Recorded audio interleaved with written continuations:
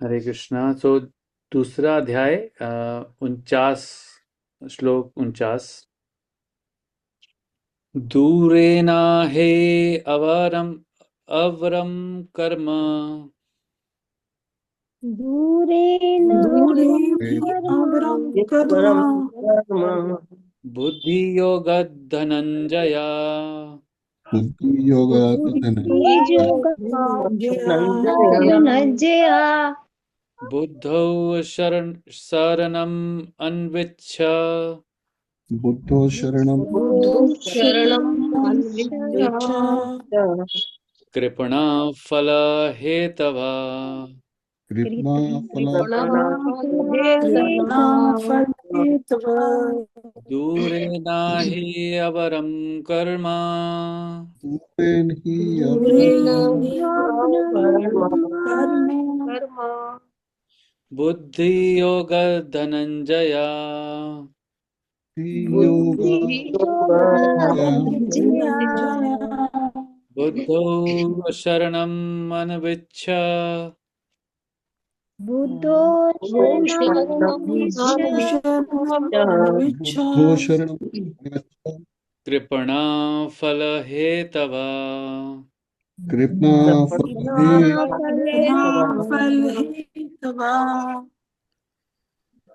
हे धनंजय, हे धनंजय धनंजय भक्ति के द्वारा समस्त ग्रहित कर्मों से भक्ति के द्वारा भक्ति भक्ति के के द्वारा द्वारा समस्त समस्त ग्रहित गृहित ग्रहित कर्मों से दूर रहो दूर रहो दूर रहो और उसी भाव से और उसी भाव से उसी भाव से भगवान की शरण ग्रहण करो।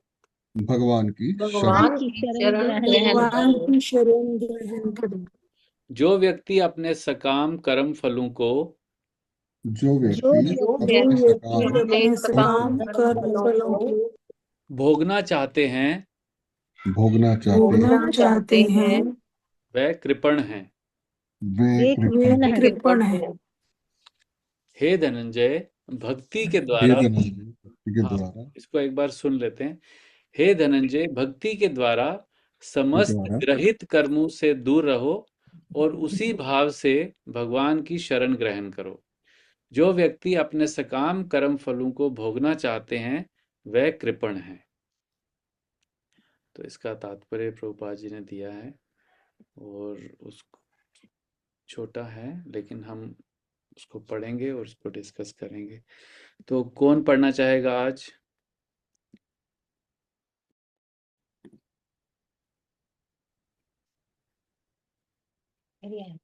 पढ़िए।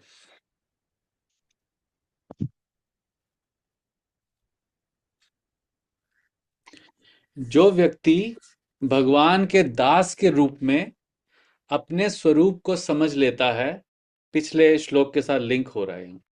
जो व्यक्ति भगवान के दास के रूप में अपने स्वरूप को समझ लेता है, वह कृष्ण भावनामृत में स्थित रहने के अतिरिक्त सारे कर्मों को छोड़ देता है। जीव के लिए ऐसी भक्ति कर्म का सही मार्ग है।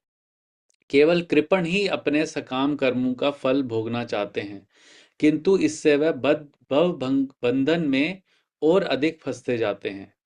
कृष्ण भावनामृत के अतिरिक्त जितने भी कर्म संपन्न किए जाते हैं वह ग्रहित हैं, क्योंकि इससे कर्ता जन्म मृत्यु के चक्कर में लगातार फंसा रहता है। अतः कभी इसकी आकांक्षा नहीं करनी चाहिए कि मैं कर्म का कारण बनूं। कृष्ण भावनामृत में हर कार्य कृष्ण की तुष्टि के लिए किया जाना चाहिए। कृपणों को ये ज्ञात नहीं है कि देववश या कठोर श्रम से अर्जित संपत्ति का किस तरह सदुपयोग करें।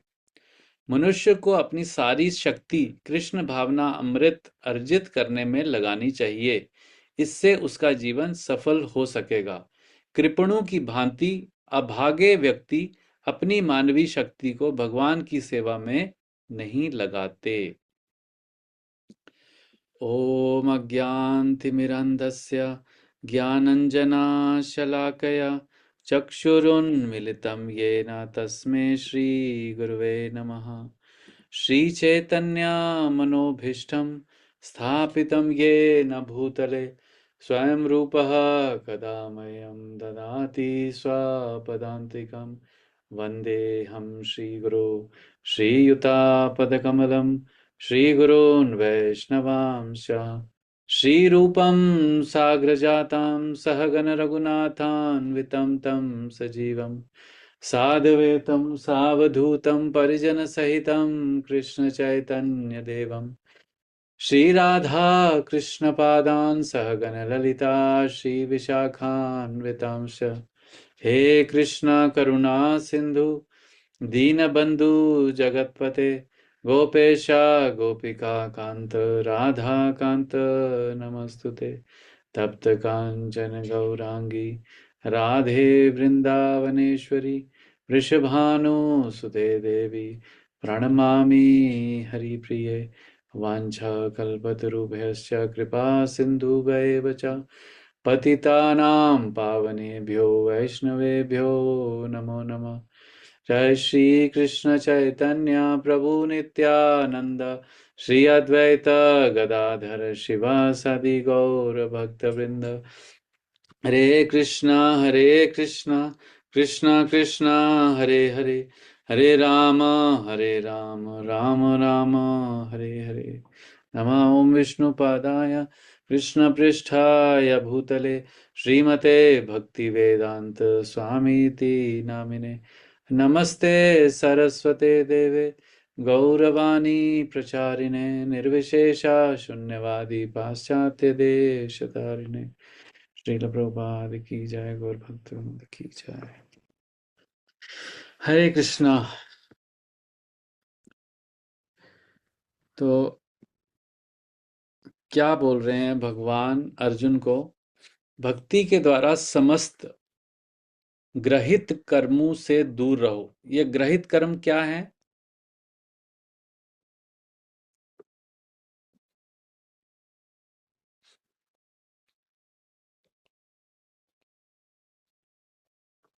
ऐसे कार्य जो भगवान कृष्ण को याद किए बिना किए जाते हैं वो सारे कार्य गृहित कर्मों में आते हैं।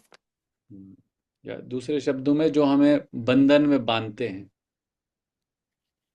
और उसी भाव से भगवान की शरण ग्रहण करो। जो व्यक्ति अपने सकाम कर्म फलों को भोगना चाहते हैं वह कृपण है। हमने फर्स्ट चैप्टर में भी प्रभुपाद जी ने एक परपोर्ट में कृपण और आई थिंक सेकंड चैप्टर के बिगनिंग में कृपण और ब्राह्मण का डेफिनेशन क्लियर किया था। तो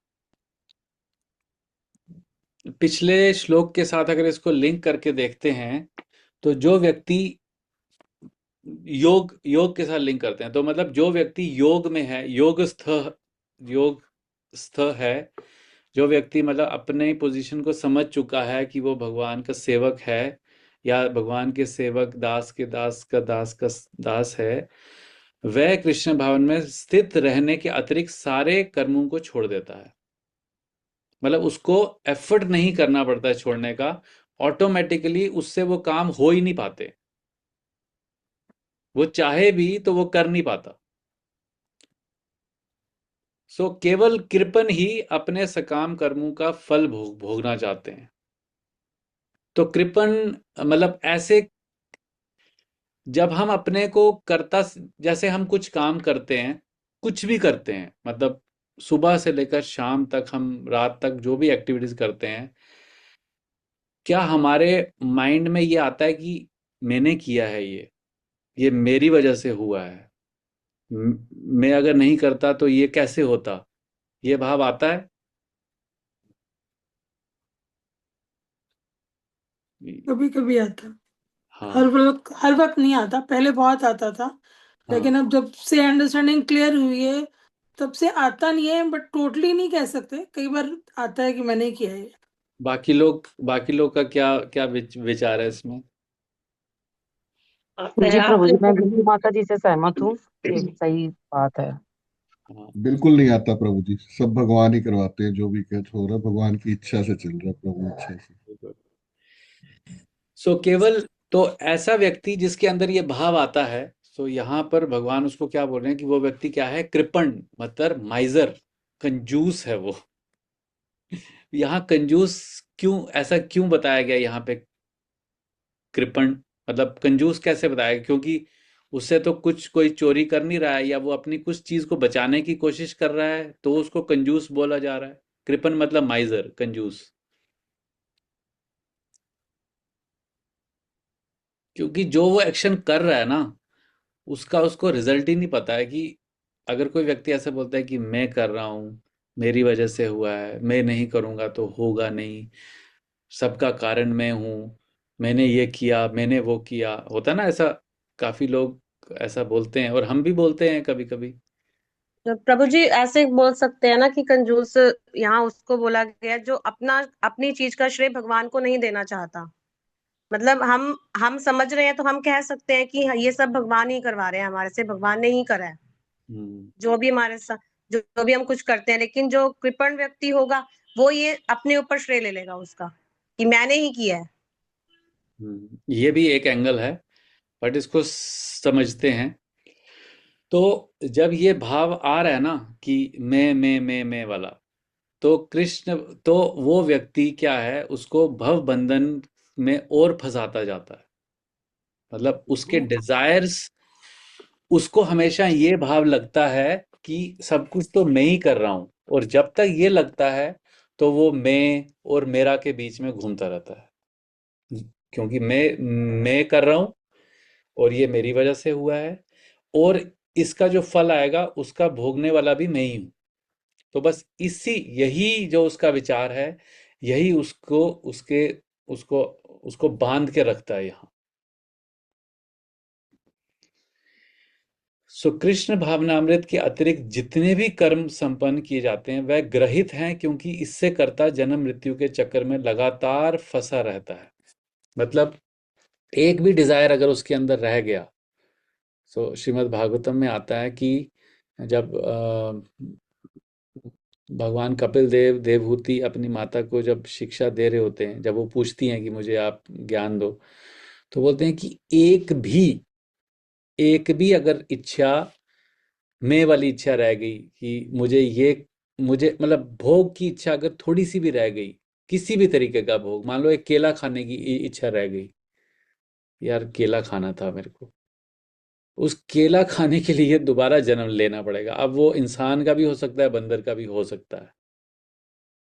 लेकिन अगर ये इच्छा रहेगी कि भगवान को चलो भगवान को फल केला अर्पित करना है और फिर प्रसाद पाना है, तो वो सेम एक्टिविटी केला खाने वाली बंधन का कारण नहीं बनेगी। तो अतः कभी इसकी आकांक्षा नहीं करनी चाहिए कि मैं कर्म का कारण बनूं। लेकिन ज्यादातर लोग, अभी तो हम पढ़ रहे हैं तो हमें कुछ कुछ चीजें समझ आई यहाँ से, ज्यादातर लोग, और यही सिखाया जाता है कॉरपोरेट्स में, स्कूल्स में, कि yes you are the doer, you should get the recognition, आपको अवार्ड मिलना चाहिए बिकॉज आपने किया है। मॉडर्न एजुकेशन क्या चीज बताती है कि you should have desires, you should be more, आपको ये करना है, आपको आकांक्षा होनी चाहिए, महत्वाकांक्षी होना चाहिए, ये करना है, वो करना है, आपने किया है, अवार्ड मिलना चाहिए आपको। कि तो ये हमारे जीन्स में अब ऐसा भर चुका है कि मैं कर्म का कारण बनूं। अगर कहीं पे, अगर कोई इंजीनियर है और उसने एक बड़ा सा पुल बनाने में उसका डिज़ाइन किया है, अगर वहां पर जब उसका इनॉग्रेशन होगा तो उसका नाम अगर नहीं होगा, तो उसको कितना बुरा लगेगा। सो कृष्ण भावनामृत में हर कार्य कृष्ण की तुष्टि के लिए किया जाना चाहिए। कृपणों को यह ज्ञात नहीं है कि देववश या कठोर श्रम से अर्जित संपत्ति का किस तरह सदुपयोग करें। तो व्यक्ति के पास अपने पूर्व कर्मों के आधार पे बहुत सारी धन संपत्ति आ भी सकती है। जो भी उन्होंने पहले, मान लो किसी ने बहुत दान दिया है, उसको भगवान बहुत सारी धन संपत्ति देते हैं। लेकिन जो व्यक्ति कृपण है, वो उसको ऐसे कामों में लगाता है जो कि उसको फिर से बंधन में बांध देते हैं। उसको दूसरी जगह पे लगा सकता था कि चलो भगवान ने मुझे धन संपत्ति दे दिया है, मुझे ज़्यादा परिश्रम करने की ज़रूरत नहीं है, अब इस लाइफ को मैं भगवान की सेवा में लगाता हूँ। लेकिन वो वैसा नहीं करता, क्योंकि वो कृपण है। वो क्या करता है, उसका दुरुपयोग करता है। वो ऐसे कर्म, कोई फैक्ट्री खोल लेगा, कोई बिजनेस खोल लेगा, और वो उसका मालिक बनने की उसकी इच्छा होगी, बॉस बनने की। तो वो क्या करेगा, अपने जो भी कर्म करता रहेगा उससे अपने को बंधन में बांधता जाएगा, बांधता जाएगा, बांधता जाएगा। तो यहाँ पर जो हमने पहले कृपण का अर्थ पढ़ा था, तो श्वेता माता जी आपने जो बताया था उसी के साथ मैं बिल्ड कर रहा हूँ कि एक व्यक्ति को एक ऐसा मौका मिला है कि जिससे वो ये सब प्रॉब्लम से निकल सकता है। लेकिन वो उस वो जो बेनेडिक्शन, वो जो उसको उसके पास जो वो चीज़ है, उसका वो उसको यूज़ नहीं कर रहा है। जो उसका सही यूज़ है उसका सही यूज़ नहीं कर रहा है। जैसे जो माइजर होता है, जो बहुत कंजूस होता है, उसके पास क्या होता है, पैसा होता है लेकिन उसको खर्चता नहीं है। तो ऐसे ही यहाँ पर कृपण का अर्थ जो प्रभुपाद जी बताते हैं कि एक एक आत्मा जो है उसको मनुष्य का शरीर मिलता है, और उस मनुष्य शरीर पाने के बाद में वो इन सारी प्रॉब्लम से निकल सकता है। लेकिन वो कृपण की तरह एक्ट करता है।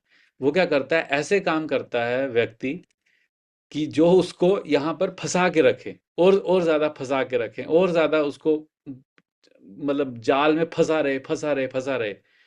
तो इसीलिए यहाँ पर भगवान ने अर्जुन को बोला कि कृपण मत मत बनो। क्या लिखा है कि जो लोग सकाम कर्मों के फलों को भोगना चाहते हैं, सकाम मतलब जो फ्रूट, जो रिजल्ट का एक्शन, रिजल्ट के बारे में सोच के जो कर्म करते हैं और उसके फल को भोगना चाहते हैं, वो कृपण है। क्योंकि वो अब जो उनको ह्यूमन लाइफ मिला है, मनुष्य शरीर मिला है, उसको उसका जो अल्टीमेट यूज है वो उसको कर नहीं रहे हैं। सो मनुष्य को अपनी सारी शक्ति कृष्ण भावनामृत अर्जित करने में लगानी चाहिए, इससे उसका जीवन सफल हो सकेगा। बाकी हम चाहे जितने भी बड़े बड़े घर, फैक्ट्रीज, बड़ी बड़ी उपाधियां, बड़े बड़े बहुत सारा रिस्पेक्ट हमको मिल रहा है, वो कब तक है, जब तक ये बॉडी है। उसके बाद खत्म। उसके बाद क्या होगा, 2-3 सेंचुरीज तक एक पुतला बन के, मान लो जो कोई बहुत ज़्यादा फेमस व्यक्ति भी है, एक पुतला कहीं पे उसके नाम का लगा दिया जाएगा, या एक रोड उसके नाम की बन जाएगी, या एक म्यूजियम में उसको उसका स्टैचू लग जाएगा। उससे ज़्यादा तो कुछ नहीं होगा।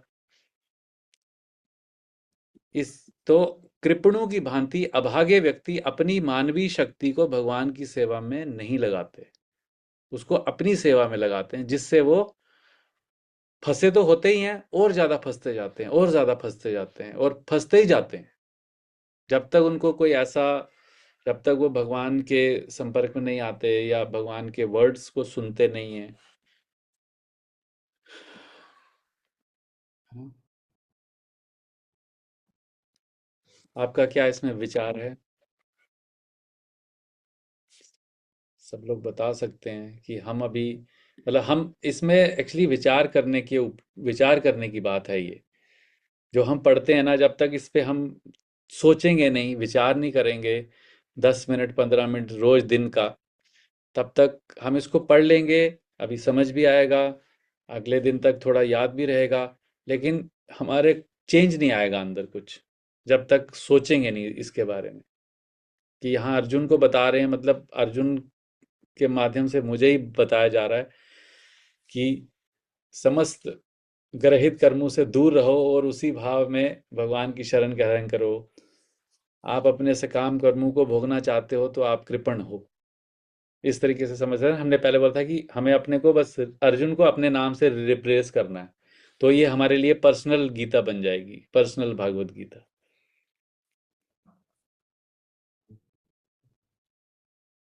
यस।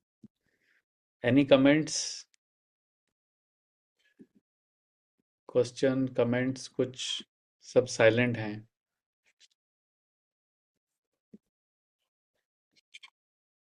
प्रभु जी, ये किस कैटेगरी के लोगों के लिए है? मतलब कैटेगरीज कई है ना लोगों की, जैसे क्वाड्रेंट होता है, तो वो तो ये जो बोला गया है, किस कैटेगरी के मतलब लोगों के लिए है ये? प्रभु जी, ऐसे व्यक्ति जो अपने कर्म का फल भोगना चाहते हैं, यहाँ लिखा ही है, जो व्यक्ति अपने सकाम कर्मों का फल भोगना चाहते हैं उनके लिए बताया गया, तो उसमें कोई भी आ सकता है। मतलब ये हो गया कि कर्म के फल तो मतलब जैसे अभी लोग काम कर रहे हैं, इतने इंडस्ट्रियलिस्ट हैं और बड़े बड़े लोग हैं, सब लगे हैं, मोदी है अभी वो सब मिनिस्टर है, वो कृपा कहते है। सिर्फ एज मैं पर कर रहा भगवत हूँ। गीता एज पर भगवत गीता, अगर वो अपने फल को भोगना चाहते हैं, कर्म तो सब कर रहे हैं, लेकिन अगर जो लोग अपने फल को भोगना चाहते हैं, इंडस्ट्रियलिस्ट, बिजनेसमैन, तो उनको एज पर भगवत गीता भगवान श्री कृष्ण उनको कृपण बोलते हैं। ब्लंट ट्रुथ है ये।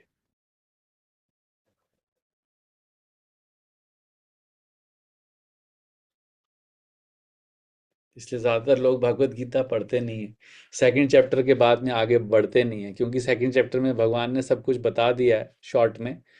और अभी देखना, आपने देखा ना, 38 से लेकर अभी तक 49 तक कितना डायरेक्ट इंस्ट्रक्शन, एक के बाद एक के बाद एक के बाद इंस्ट्रक्शन आ रहा है। ऐसा करो, ऐसा करो, ये है वो है, पूरा इंस्ट्रक्शन से भरा हुआ है ये सेकंड चैप्टर। तो कोई भी व्यक्ति जो अपने एक्शंस, कर्म के फल को भोगना चाहता है, उसको भगवान यहाँ पर कृपण बोलते हैं। तो हम इस पे विचार कर सकते हैं कि हम जो कर्म कर रहे हैं, क्या हम वो, हमारे अंदर इच्छा है वो उसको भोगने की, चलो कुछ तो बेनिफिट हो रहा है, चलो थोड़ा एंजॉय भी करना चाहिए। तो फिर हम अपनी पोजीशन को समझ सकते हैं कि हम अभी कहाँ हैं। तो उसमें कुछ बुरा नहीं है, क्योंकि हम उस लेवल पे ही, तभी हम ये यहाँ हैं। लेकिन अगर हम वहीं रहें 10 साल 20 साल, हमें मालूम है, लेकिन तब भी हम वहीं हैं, तो बहुत बड़ा प्रॉब्लम है। तो हमें इसको समझ के, इस पे विचार करके फिर अपने को चेंज करना चाहिए, अपने को, अपनी कॉन्शियसनेस को, अपने वे ऑफ थिंकिंग को, अपने एक्शंस को अपन चेंज करेंगे तो ही हमारे अंदर हम आगे बढ़ बढ़ पाएंगे। वरना नॉलेज गेन करेंगे, हमें पता है, और फिर हम, लेकिन हमें पता सब कुछ है, लेकिन करते हम अपनी मन की हैं, तो फिर हमें चेंज नहीं आएगा कुछ। ठीक है, तो आज हम यहीं तक करते हैं।